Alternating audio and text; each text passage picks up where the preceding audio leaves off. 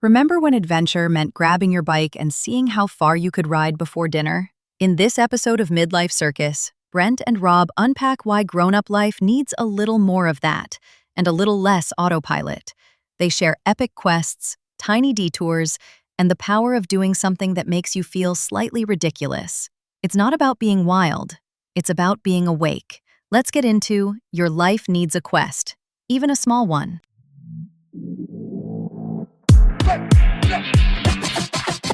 Welcome to the Midlife Circus. Buckle up, we're flipping the script. Cue the drums, hear the crowds cheer.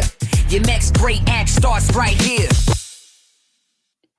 Today we're going to talk about adventures, Rob. And as we get into this, what was the last adventurous thing that you did that made you feel slightly ridiculous? So part of this, of what I'm going to share, made me feel ridiculous. So I think, Brent, Tara and I finished climbing all of the Colorado 14ers this year. Something we've been trying to get done for a long time. In fact, I think we're like 15 or 16 years, just knocking off a couple of them. And probably the stupidest thing we did in the 14ers is we left the really hard ones for the end. So the ones that had the most exposure, that were probably a little sketchy, maybe a little more dangerous, we left those till the end. And I really wish we had done those when I was in my 30s, maybe when I was a little bit stronger, a little more self-confident, or just unaware of the risk that I was assuming. And we did Capitol Peak about a week and a half ago. And Capitol Peak is known for its famous knife's edge. And it literally is like a knife's edge that goes along for maybe about 25, 30 yards. But it goes along and it drops off sheer on both sides of this edge. And so the ridiculous part is Tara was in front of me and she just scrambled right across pretty quick. And unfortunately, she scrambled across pretty quick because I was pretty close to wanting to turn around. And I've never been worried about doing anything like this. Heights have never bothered me at all. But I found myself straddling this knife's edge between my legs and going across on my hands and knees on all fours across this thing. And it's not at the top. It's actually kind of a third of the way from the top. And so not only do you have to go across it once, you get to go across it twice. Because once you go across, then you go up to the top, you summit, you come down. And so the whole time up to the summit, I was thinking about it. The whole time down, I was thinking about it. And so the foolish part for me was just being on my hands and knees, crawling across this section of rock on a 14 or something I've never had to do before. Heights have never bothered me. And I was crawling across while Tara just, very quickly scrambled across. So a little bit of my male ego was impacted by that for the first time in a really long time.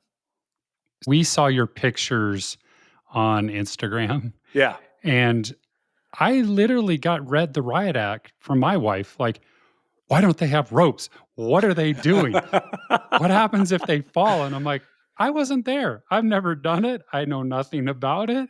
So she was blaming you for what we were doing. Well, she was just so nervous for you guys. And then she's asking me all these questions that I didn't have answers to. And she's like, well, where's the ropes? Where's this? And I'm like, I don't even know where they're at. So there was a guide company there and they had their guests on ropes, which made it look a lot better. And in hindsight, as I watched the guide service go across, it probably wasn't as sketchy and as difficult as I put it in my own mind. And so having a rope would have made it a little bit more comfortable. Having a guide take us across would have been a little bit more comfortable. But live a little bit, put a little bit of risk out there. We made it. We were very happy to get done with that one and not ever have to do it again. And no, I won't go up with a friend. Someone says, hey, I want to climb Capitol Peak. You want to go with me? No, enjoy that one on your own. You're more than welcome to go do it. I'll give you all the insight to go do it, but I'm not going to do it again. So for people to get a better understanding, when you said you've completed all the 14ers in Colorado, that's 14,000 foot peaks or higher. How many are there? 58 as we count them. So there's anywhere between 54 and 58. There's a couple that some people don't count. They don't think it's quite a far enough drop through a saddle to get to the next one between two peaks. So they call it one 14er, not two in that area. We count 58 of them across the entire state in the Rockies. We typically would do 1, 2 to 3 to 4 in a year. This year we did 7 of them to try and get them all knocked out this year. And I'm very happy about that. This was more of Tara's thing to try and do the 14ers. I was along for the ride, and very happy that we're done doing them now. It's very cool that you've done it. I did one with you guys last year, Yeah, that's and right. I that was forgot a about ton that. of fun. And I did 3 when I was a kid as a Boy Scout. It's cool to see you guys following through with this. And it's a huge commitment because some of these are harder to get to. Some of them, as you said, are very technically challenging. Some of them are you can drive to the top, Yeah, which there's a is couple kind of you can cool, drive or ride a train all the way up to the top. Yeah. There's which some is easy super ones, and we cool. didn't count those. If we took the train, we didn't count that. We actually had to hike it. Very, very cool. Yeah. So, as we transition to today's conversation, it's really about adventures. And when we want to talk about adventures, is there's 2 key takeaways for today's discussion. One is adventures are a big part of growth. And it's important that we're challenging ourselves to try new things. The second part is as we age, the importance of movement is really important. So, what are you doing to get outside? And sometimes adventures can be inside or outside, but it's all about that movement.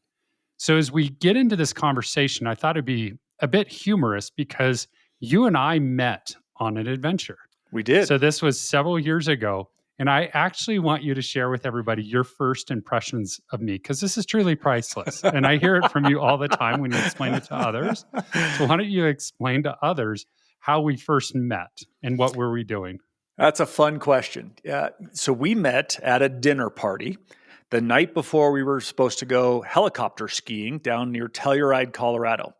So a friend of ours was having her, I think it was her 40th birthday party, and she invited a group of friends to go helicopter skiing. We showed up out in Telluride and then met you for the first time over dinner that night. And I think I sat maybe not directly next to you, maybe across the table. And I thought you were an ass. Pardon my language, but you weren't engaging with anybody. You were just sitting there, too cool for any of us at this table. You answer a question, but you're pretty quiet all night. And this group that we're with, they're loud. We're really loud. We're laughing.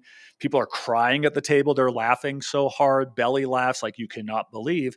And here's Brent sitting over there, just looking at everybody, kind of with a sullen face, flat face, not making eye contact, not really engaging with anybody, not asking a lot of questions, not participating.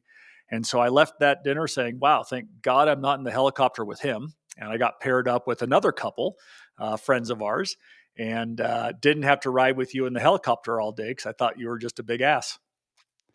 And so, how was I the next day? And then we'll go back to the reasoning why I was in that state. But how was I the next day? You were Did I fine the make next up? day. Yeah, you made up for it the next day. I'm like, oh yeah, okay, yeah, he's okay. We didn't spend a lot of time together the next day. We had a little bit together. Your wife was pretty cool. I think that was the first time I'd ever met Carolyn. She was awesome. And you were better the next day. And So, yeah, go ahead. You want to tell them why you were a little bit off that day? yes, because I have to redeem myself on this one. So I was at the time I was working for this large global organization, and they were in the mining industry. And I had spent the week in Peru at one of their mine sites, and it's actually quite challenging to get to this mine site. So my return was mine site, Lima, overnight flight to Denver, Denver to Telluride, but then my flight from Denver to Telluride was rerouted to this remote town because the Telluride airport was closed for weather. So then I had to take a shuttle bus up. So I had been traveling for, I think, 36 straight hours, very little sleep. And so I was just a zombie when I showed up. And I didn't have much to offer to myself, to others. And that's not my normal style, but that was the only way we could pull off this trip was just basically suck it up, Brent. You got it. We're gonna go with our friends. We're meeting new people, but we always wanted to try heli-skiing. And so I showed up to dinner literally a mess. I was so exhausted, overnight flights and all that. So that is my excuse, Rob. I know I set such a beautiful first impression for you and the crew, but hopefully in the years since I've recovered from that. You've definitely redeemed yourself. And I'd heard that you'd been traveling, didn't quite know the extent of your traveling. But Brent was, this big executive flying in to join us to go skiing for the weekend and then didn't engage with us at dinner. You definitely have reinvented that impression of you. Well, thank Absolutely. you. Yeah. And I got to know the real Brent, which is nice. Well, thank you very much. Let's jump into a part of this conversation is to do this comparisons. In previous episodes, we've talked about how to learn and the importance of learning. You introduced Rob's 50 things to learn in your 50s. And so that was something really interesting because you talked about when you're learning something, that might take several months. It could take several years. So if you're learning a new language and you specifically highlighted learning Spanish, and it might take you 10 years to really get to a point where you feel comfortable conversationally. But this is a little bit different. This is about adventures. So could you talk a little bit about the difference between the learning aspect of what we've talked about in the past and doing adventures both big and small, just to kind of level set for everybody? So the learning piece is really developing a skill set or an acumen to be able to do something that I currently can't do. So learning Spanish, as you mentioned, is something that's going to take multiple years to try and accomplish. So it's a lot more mental in this in terms of what I'm trying to do from a learning standpoint. There are some physical challenges. I want to learn how to do some things physically, but it's something that's going to end up challenging me in the mind a little bit more than just having an experience and doing something. And so when I think of adventures as an activity or something that you go and do. It's an experience to go and have. So it's something you get to go experience. It's something that changes you. It may be really short and small and pretty quick. It could be an extended experience that changes you a little bit as well. And it doesn't have to be that big of a deal of a change, even. Micro change that you experience from an adventure is something that I seek out and look forward to. Something Tara and I have actually had a list going since we were back in college. When we met in college, we started putting this list together of things that would be fun to go and do. And so consistently, we're adding things to the list and hopefully checking off a handful every year. For you and Tara, I find that of all of my friends, you're the most adventurous. And it's something that you put a lot of effort into. So I want to start really big and then we're going to get down to the micro because you do a good job of filtering in and factoring in different types of adventures. But I want to start big because I want you to share your process on how you approach a big adventure. And then I want you to think we'll get really, really, really small where it might be just something that is about an hour long.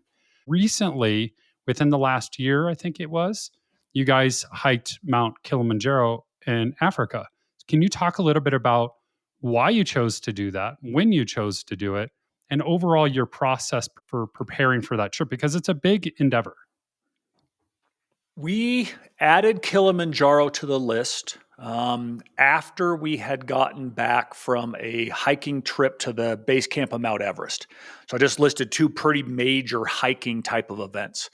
And really it was, we saw the tip of Mount Everest and we'd heard Kilimanjaro is one of the highest 7 summits that anybody can go and climb and do. You don't need any skill. I know I talked about a 14er earlier today. Those 14ers are significantly more technical than hiking Kilimanjaro. So we just put it on the list. Kilimanjaro, I think, and hiking Kilimanjaro had been on the list. In fact, we want to do 2 to 3 of the highest 7 summits in the world on each continent. So it's a 7 summits. So the highest peak on every continent in the world. We want to do 2 of them. And Kilimanjaro was one of them. And I've heard it's the easiest one to go and do.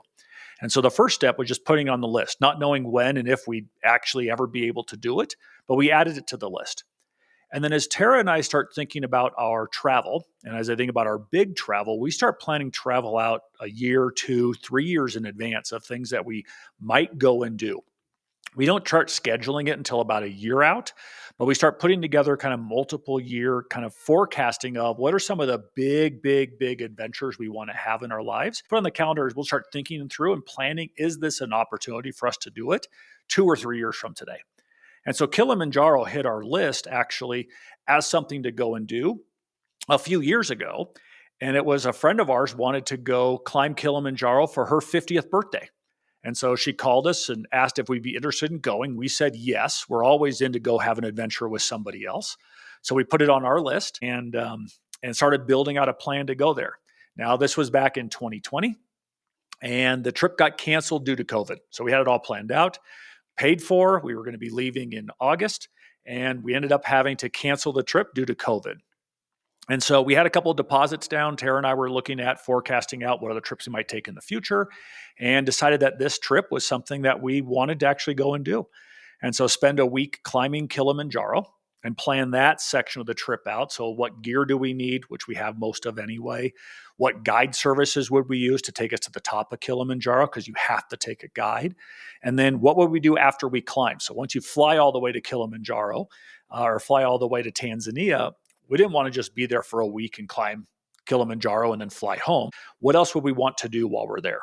And so then we started tagging on other experiences to that Africa trip. What was some of the highlights of the other experiences? Because you've shared with me about Kilimanjaro, and I think you guys got to the top, but the weather was pretty bad, right? So it was just like take the quick pick and move on, go back down. Yeah, it was snowing at the top of Kilimanjaro. We went from being in shorts and t-shirts on our first day of the climb to wearing every piece of puffy gear and thermal insulation that we had at the very top. And it was ice storm sideways. So it was blowing wind when we got to the top, and my jacket was coated in ice at the very peak. What about other things that you did on that trip? So we added on a couple safaris. And that's one of the things Tara and I have always done is typically when we do a big adventure trip like this, we'll put the hard part of the trip or the more roughing it part of the trip at the beginning. So for climbing Kilimanjaro, we were sleeping in tents. We were eating camp meals and camp food. Now, there's a chef that prepares all of it for you, but we're doing a lot of physical activity. We're not eating all that great. It's good, but not great. And you're sleeping in tents on the ground. And typically what we'll do is we'll rough it for part of the trip, usually the beginning of the trip. And then at the end of our trip, we do a little bit more posh and opulent and relaxing.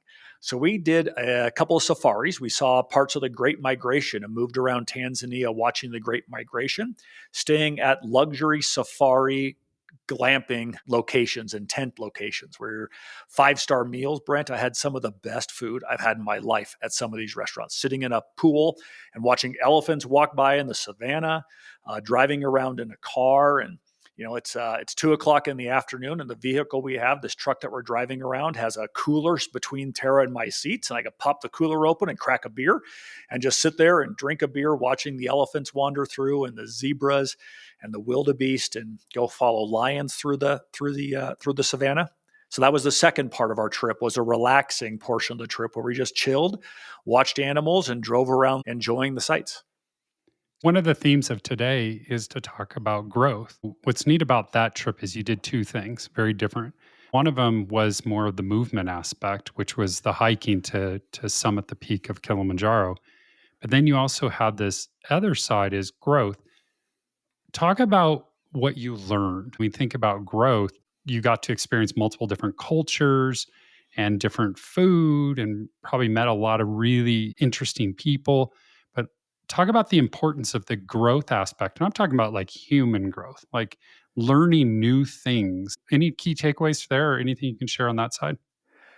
On the hike up to the top of Kilimanjaro, there were a number of other guests that had paid for that trip. And hiking and climbing Kilimanjaro is an experience you can just pay to go and do. Yes, there is a physical aspect to it, but anybody, I believe, can train to get ready to go climb that mountain. It's hiking. And I think our longest day was 6 or 7 miles. So it's something that people can build their way up to. And so meeting some of the other travelers, some of their tourists that were there on the trip, and understanding what their life scenario was like. Our group was all American, and we've been on other trips like this where we were the only Americans on the group. So we met this 25-year-old on this trip, and we were talking about how we came about scheduling this guide service. And I went through a referral. I know someone that has climbed all of the 7 summits. He's been up to the top of Mount Everest. I reached out to him and just asked, hey, we're going to climb Kilimanjaro. What guide service would you recommend? And he suggested the one we actually used. I asked this 25-year-old how he came upon this guide service, and he said Chat GPT. He did his entire vacation using chat. And I'd never heard of that before.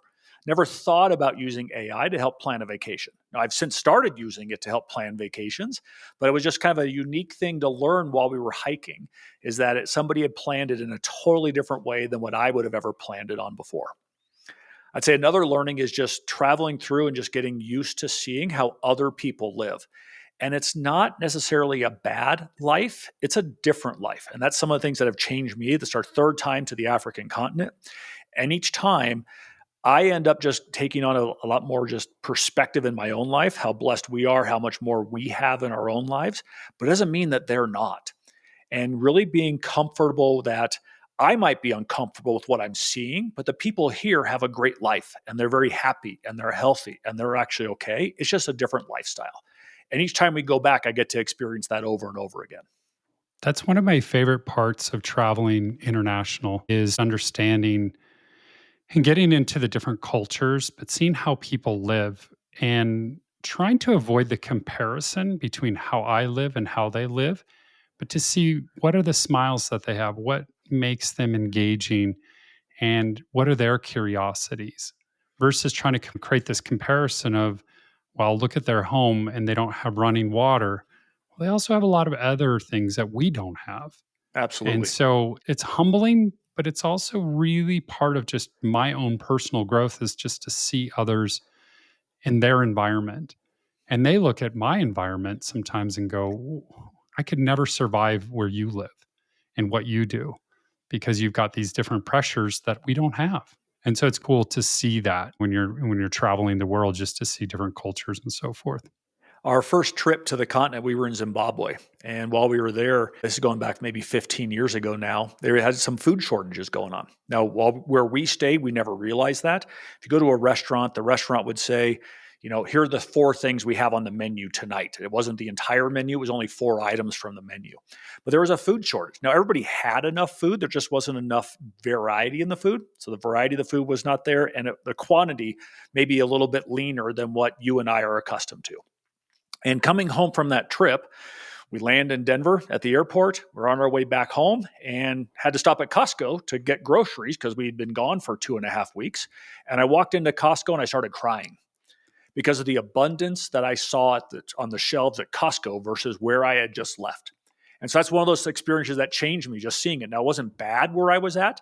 They all had enough food to eat, so I wasn't in a really impoverished area where their hunger was a real problem.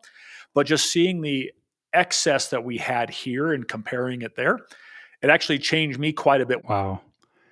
Yeah, when you see that, food shortage, it's just such a different experience. And I've seen it a few times as well in my travels where you're looking, going, wow, we've got it pretty good. So you have to sometimes look around and say, what's our first world problem that we're trying to navigate right now? Exactly.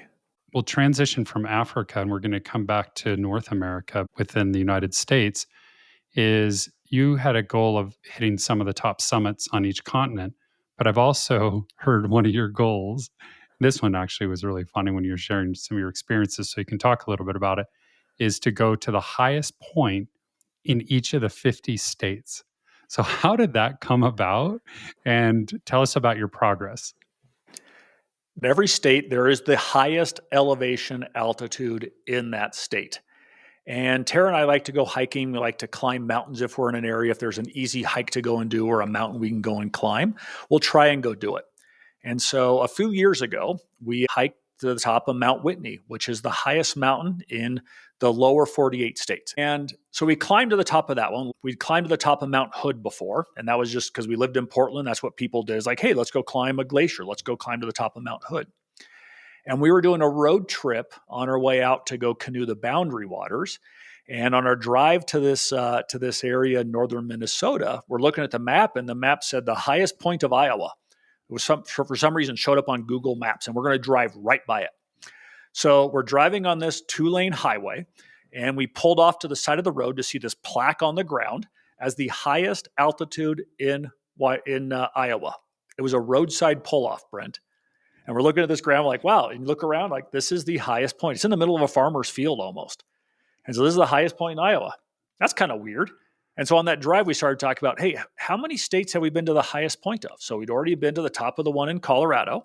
We've been to the top of the one in California. We've been to the top of the one in Oregon. At some time, we had actually been in South Dakota. We just went for a hike and lo and behold, we actually climbed to the highest point in South Dakota. Didn't know it at the time because it was just a hill. And so we started counting, like, wait a second, we've been to like 5 of these things. This is kind of fun. What's the other one? And lo and behold, we're driving into Minnesota. We're going to drive right by the High Point, Minnesota, which was a 3-mile hike in from this trailhead on our drive just outside of Duluth, Minnesota. We hiked into the top of the highest point in Minnesota. And so now we just added, if we're kind of in an area, we'll say, hey, where's the highest point? Can we go and see it? And some of them are really goofy. They're roadside attractions. It's a plaque on the side of the road. Some of them are in state parks. One of them is going to be like an overpass in one of the states. One in Nebraska is in the middle of this farm field. You drive gravel roads for like an hour to get out to the middle of this farmer's field, and he has a little stand out there, a little plaque and a statue to recognize the highest point in Nebraska. Do you sometimes with Tara, as you're, going out to get to the highest point, just laugh at each other going, why are we doing this? Every time we laugh. Danner, our dog, has been to a bunch of them. So when you get to the top of these things, they actually have, some of them have like a little book you can sign. And so I only sign Danner in the book. Danner, this is my 6th one. He's made like 6 or 7 of them now. And so we sign him in as the person or the dog that has been to that highest point. And every time we laugh, we giggle every time we're going to some of these things. That's just part of being a human. Yeah. Like, laugh at some of the things that we sign up for. We've all been on adventures. Sometimes you get to it and you're like, did I just do that? Was that really that cool? Or did I sign up for all of these? Yeah. Yes. Or sometimes you're like, did I just pay for that?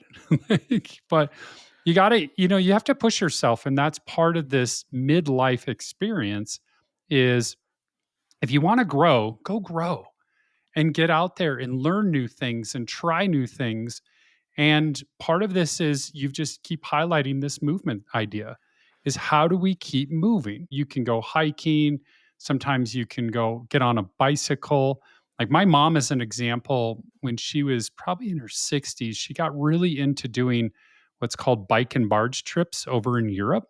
And they would bike 30 miles a day, pretty casual biking though. It wasn't a big endeavor. They would go to different wineries and she would have a blast doing that kind of stuff. And it was all comboing the experience of seeing new sights with a bit of physical activity. And for her, it was trying something new. It was really cool how she did it. So what for you, let's go now down to the micro, because we've talked the big trip, and you've done huge trips all over the world. And we've talked about, even you and I doing the heli-skiing, that was pretty big. That was fun to do. And then we've talked about some of the smaller adventures, which is, maybe going to some of these highest points in the Americas in each state. But let's talk about something that's really simple, is a micro adventure. And talk to us about your thinking around micro adventures and how you integrate them into things that you do on a regular basis. So micro adventures, I think, are the little things you can just go and do pretty easily without putting a lot of thought to it. Sometimes there are things that just land on your lap, like you didn't know it was available until you got there. And so taking the time to go and do it is pretty easy to go and do, or you might have to make a quick adjustment to your calendar to be able to go and do what I would say is a micro adventure. I think of a micro adventure as something that lasts less than one day. Often it's maybe just a couple hours, half of a day or a quarter of a day. And there's little experiences that are out of the norm. It takes you a little bit out of your comfort zone to do something a little bit out of the norm. And so, Brent, when I was working, I had a lot of micro adventures that I would do. So a couple examples of these is, I know I went to tons of different conferences. And while I was at conferences, there was usually a half day where nothing was going on and everybody just sat around the pool and drank. And I'd done that a bunch, go have a couple of cocktails, hang out in the pool, chat with people, have fun, laugh, and joke. But also realize that I'm in a location that's a little bit different for me, and I might be able to have a different experience. And so a couple of adventures I had while I was working at these conferences, instead of going and sitting by the pool for an afternoon, a coworker and I rented Harley Davidsons and drove around South Carolina for an afternoon. So I think we got 4 hours on Harleys driving around South Carolina, had some of the best barbecue I've ever had in my life, was a roadside barbecue stand, and got back in time for dinner at this conference. And I've done a couple of those. as I think through what experiences do I want to have, what unique thing can I go and do in this area? But it doesn't have to be traveling to another location. Here in our backyard, a micro adventure would be going on a hike on a trail that I've never been on before, or going and running someplace that's been a little bit different. And I know when you were training for your Xterra, you were up running in an area that we typically don't go and visit because it's a little far away and we have so much out of our backyard. So you got to experience micro adventures of running on trails that you typically never get to go and run on. What was that like for you? It was incredible. My wife is a potter and she does a farmer's market in Vale every Sunday during the summer months. And so I go and I help her set up. And I usually will bring my bike or my running shoes. But one time I did this combination where I rode to the top of Vale, which was really cool. And then I did this trail that's called the Grand Traverse. It's 4 miles each way. So it's just an out and back. It was amazing. And it wouldn't have been something that I normally would do because, as you said, I usually just bike from my backyard or run from my backyard or in the neighborhood we're in. So I did this and the views were stunning. And what was really cool about that adventure was I got to see parts of Vail Mountain that I've only seen on skis in the winter. So now to see it just lush green and just these fields and how the pine trees just look different in the summer months versus the winter months, it's just spectacular. It's just a mini adventure. And it all was just about pulling up an app and saying, where could I go today? And that was zero cost, which was even cooler. Like I didn't have to pay any money to do that. I was already in Vail and I just started riding my bike and then ran and figured out the water thing and the nutrition thing and made it all work. It was fantastic. And you don't have to be in the mountains or out in the wilderness to actually have micro adventures or these little mini things to go and do. Tara and I, a few years ago, we were in New York City and decided to walk across the Brooklyn Bridge. We just kept walking. And I didn't realize that out in Brooklyn, there's like subdivision neighborhoods with front lawns and backyards and grass, and had no clue that was there. And we just went wandering around Brooklyn because we had an afternoon available and decided, hey, let's just go do something we normally wouldn't do. Let's go wander around. Now, we ended up having some of the best pizza I've ever had in my life, too, at the end of this walk, and took the train back to our hotel. But you can do it in a city. You can go for a run in an area you haven't been in before, or go for a walk, or just go explore something that is out of what your norm would be. It pushes your comfort zone a little bit more to go and do something that is something you have never done before or never experienced before. We had an experience of wandering through a whole different area in New York that I ever would have known existed, just because we decided, hey, let's just go for a walk through this area and see what it looks like. It's interesting you say New York because I had the opportunity to, when I was a management consultant, I had a client in New York. And what I did is I typically bring my running shoes on any work trip and I create a mini adventure any place I go. I always want to carve out 1 to 2 hours. And that's one way that I saw New York is I would actually run different places. So I'd go up to Central Park and I ran around the park. I ran across the Brooklyn Bridge. I went over to Battery Park. I mean, all these places that I just explored on foot. And that was really unique experience for me because I'd never lived in a big city like that. So that's a new experience in itself and just the magnitude of people. But there's times a day that it's just amazing to do that where you're with people that are out running. And like Central Park is spectacular to run in. It's a spectacle is one thing. Absolutely. Yeah. Because there's a lot of people doing a lot of things. And there's some people you're like, wow, that's very interesting what you're doing. But it's also really geared towards activity, which I love. And I've done that in so many different cities where I get to explore some of what that city has to offer. And what I would say is today's technology, there's no excuse. Like None. there's so many ways that you can explore a new place at zero cost. Whether you're using your favorite app, whether you're using chat, whether you're using Google, it doesn't matter. It's at your fingertips. It's amazing how quickly you can get, if you're into getting into the wilderness, anywhere you go, you can get into the wilderness pretty quickly. Now, some international cities, I steer away from that because I just don't know it well enough, and I'm careful there. But a lot of the cities in the United States, like you can steer away from the areas that are probably not the best from a safety perspective. But it's at your fingertips. Go do it. Absolutely. In chat, you mentioned using chat. We have an upcoming trip that we're planning to go to Iceland this winter. And I used chat and actually just asked it to come up with all the different unique experiences we could have while we're in Iceland. And so it came up with a laundry list of things. Now, I had to go do more research on what they actually were. But any town, you could do that using chat to say, what are some unique experiences that we can go and have in this area? And it can provide a list for you.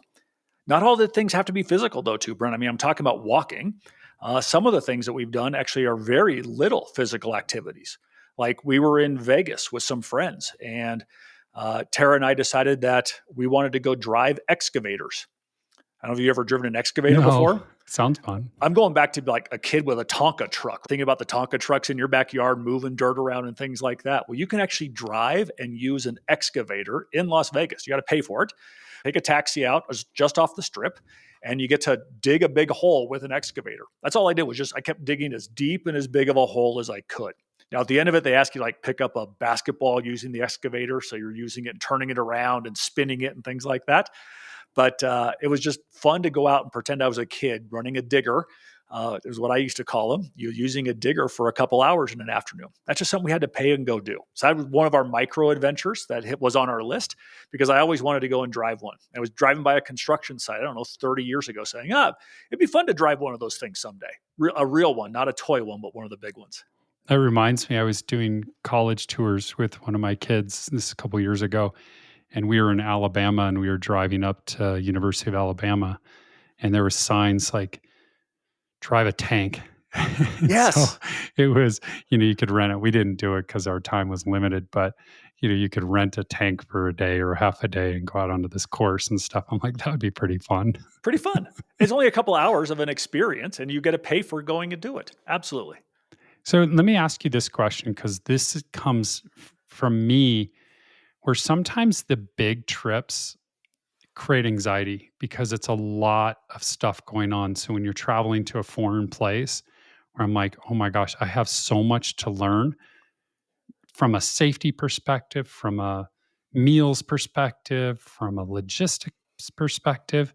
Do you get anxiety as you're starting to think about some of these places, or is it just part of your process where you do the right amount of research to lower those potential anxieties? Because I know in talking to certain people, when you mention, hey, we could go do this cool thing, we're going to go to Iceland, they're like, oh, that's just so much work to prepare. And they shut down. And I think that's a normal, common response. How do you approach these big trips to potentially reduce the anxiety, or do you not get anxiety about them? I'm at the point now, Brent, where I don't get anxiety about the trip. I get excited about the trip. Early on, it was like that, having never done that before, having never traveled international as a kid. My first international trip was after I was married. I had to get a passport after I was married. A number of years after I was married was my first passport. And early on, it was the unknown was what scared me. I had no idea what to expect. We were going down to South America. I didn't speak any of the language, didn't know if I'd be able to communicate, didn't know what anything was like. And so, yes, anxiety was there early on because it was an unknown that was coming up. Because I've done it a bunch of times now, that uncertainty has now become uncomfortable. So my comfort zone and my kind of boundaries have expanded to the point where the uncertainty, I'm okay with the uncertainty because if I plan around it, I'll know what to expect and how to handle it and what to do. And I'm never going to put us in a bad situation knowingly. So I'll do enough research in advance to make sure that we're not going to be in a bad situation. But we're going to leave the door open for different experiences while we're out doing something and while we're on a trip. And we may need to change an itinerary in the middle of a trip because we want to have a different type of an experience while we're out. And so that is something that we both learned over time, is that unexpected things are going to come up. We may have to pivot during a trip. And now, in fact, not may have to, we're going to have to. I expect it's going to happen some point during these trips because it's happened almost every trip. But having done it enough, my comfort zone is expanded far enough where I'm actually okay with the unknown and I look forward to it. In fact, it's weird. When I used to get off of planes in a foreign country, I'd be really anxious, stressed out. My heart would be racing. You're clearing customs. You have no idea what to expect. Now I get off the plane, I walk slower. I'm more relaxed. I'm looking around. I'm paying attention, which actually serves me really well as we're going through customs or we're getting into a new country, having to get a cab or find our driver. I relax a lot more, which actually makes it even easier to go do those things. That's an important point. slow it down. Because if we go into this rush, rush, rush mentality, it creates its own anxiety. And it's really challenging to navigate when you're frantic. But if you can slow it down, calm it down a little bit, because going into and just navigating customs, or how am I going to get from airport to hotel, or hotel to whatever the adventure might be, slow it down a little bit, because that's part of just the unwinding and just taking it all in. I have a funny story. After college, I went with a close friend and we did the Eurail through Europe for 3 months. We didn't have much of an agenda, which made it really fun. But we had this experience that I'll never forget. So we're on a train, and a lot of times we would take the night trains so then we could actually take advantage of the cities during the days. And we were going from city to city, and it was a long overnight train in Spain. So we're going along, we're both sleeping, and the train stops.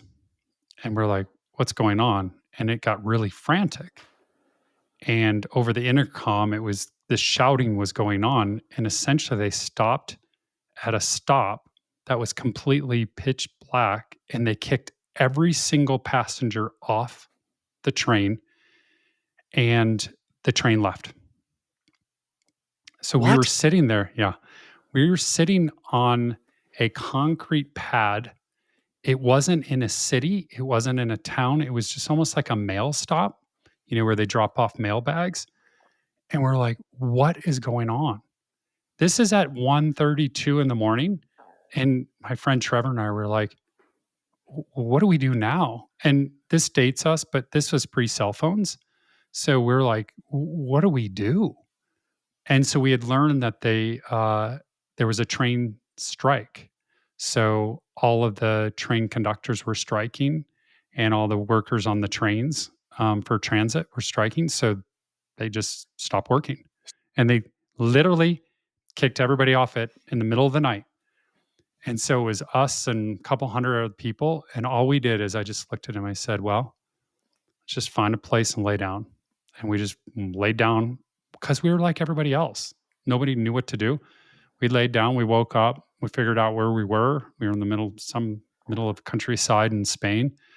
And eventually we figured it out. But what you had said triggered that memory, because there's going to be unknowns. It's how you respond to them.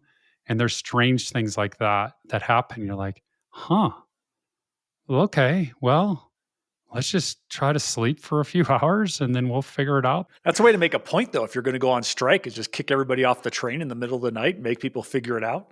That's a statement. They definitely put the middle finger up to all the passengers. So we just roll with it. One of the things that I find about growth is going through experiences like that. Can you describe a trip that you've gone on where you've experienced growth that was maybe completely unexpected? Now, you've talked about the nutrition or the food scarcity, but any other things come to mind? Because this is an important theme that I want to make sure people walk away with is when you go on an adventure, big and small, sometimes you get growth in ways you didn't expect. And it's a surprise and it's welcoming. So anything come to mind, big or small, the things where you've grown along the way? The big one I have, Brent, has become a tattoo. And it was 2 trips back to back. They were a year apart, but they were sequential.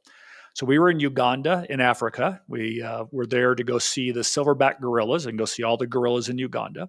We were driving through towns and villages along the way. And in Uganda, you saw people carrying water jugs. Jerry cans is what they actually technically are.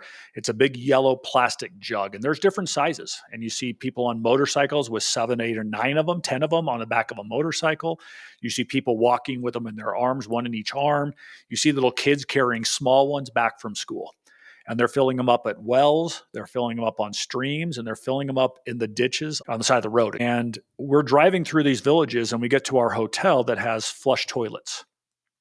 That was pretty impactful. That an hour ago, I saw a little kid carrying a jug of water home from school, because that's where the well was located, was by the school. And they were taking a small jug of water. And so I'm checking into a hotel that has running water flush toilets. and experiencing what other people had down the road that didn't have what I had, even in their country. So that was pretty impactful just in and of itself. But while we were there, and we were there in country for 2 weeks, while we were there, we were wandering through villages and we saw people that were happy, people that were very content, right? And it was me implying my lifestyle on them as they don't have running water. But I think about this, Brendan. I was working at the time and I saw people and I was watching what they were doing in their day-to-day life. And imagine, I'm going to go back to when you and I were in our stressful work, right? You and I, we're not doing our stressful job. All we have to do today is you and I get to go walk a mile and get water. That's our entire day. That's actually a pretty beautiful day in and of itself. We get to walk, we get to talk, we get to hang out, right? We're going and getting water. But I didn't want to transfer my impression of what people should and shouldn't have onto them and be able to be present in the experience and say they had plenty of food. There was clean water available. Well, they had to walk for it, but there's a beauty in the simplicity of that life too, that I don't need to fix and change myself. So that was one of the things that changed me there. We also then went to Cambodia a year later, saw something similar, and that's ended up causing me to get a jerry can tattoo on my arm. It's my life is pretty good. My life is very good. I have running water, and learn to love the simplicity. There's a beauty and simplicity in life too. That's what it kind of transferred into me and changed me quite a bit. Thanks for sharing that. It's amazing when you get to see things that just trigger a response that you got, in the sense of maybe today's journey is just going to get water, but then you see, I've been in similar situations where I've seen that, and you watch the kids playing along the way and just having a good time. They know what they need to do, what the goal of it is, but they make the best of it, and they're smiling along the way. They're having fun. They're having fun. They're not online. They're not on Instagram. They're not on YouTube. They're not playing video games. They're having fun, but just different. Yeah. Thanks for sharing that.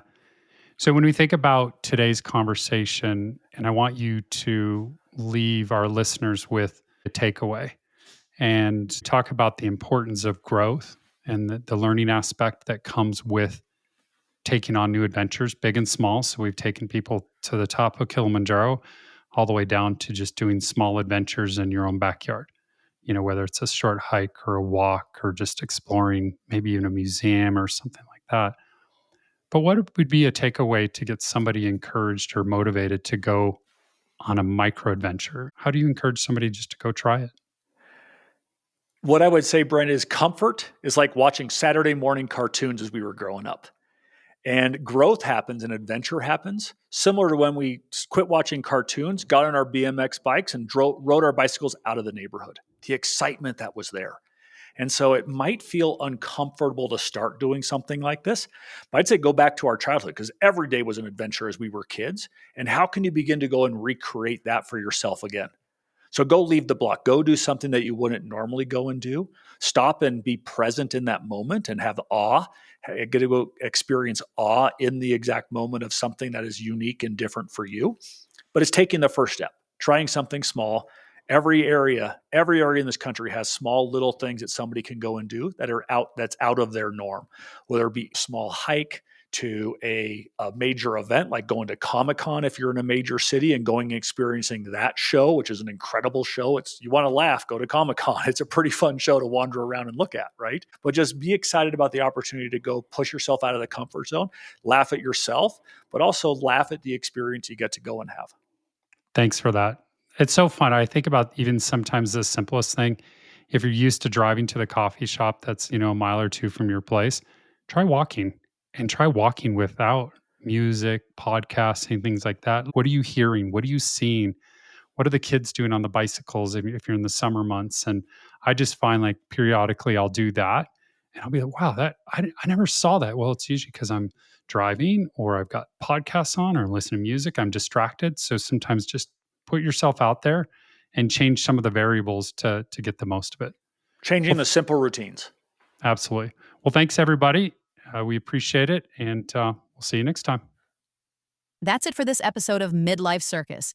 Visit midlifecircus.fm for show notes, transcripts, and all the latest happenings. And while you're there, be sure to sign up for our newsletter so you never miss an update. Don't forget to subscribe wherever you get your podcasts so you never miss your next great act. Before we go, a quick reminder, The opinions and stories shared here are just that, personal reflections and perspectives. We're not legal experts, medical professionals, or therapists.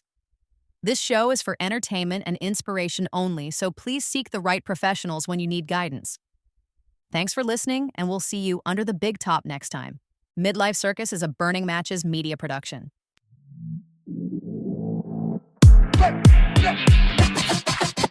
Welcome to the Midlife Circus. Buckle up, we're flipping the script. Cue the drums, hear the crowds cheer. Your next great act starts right here.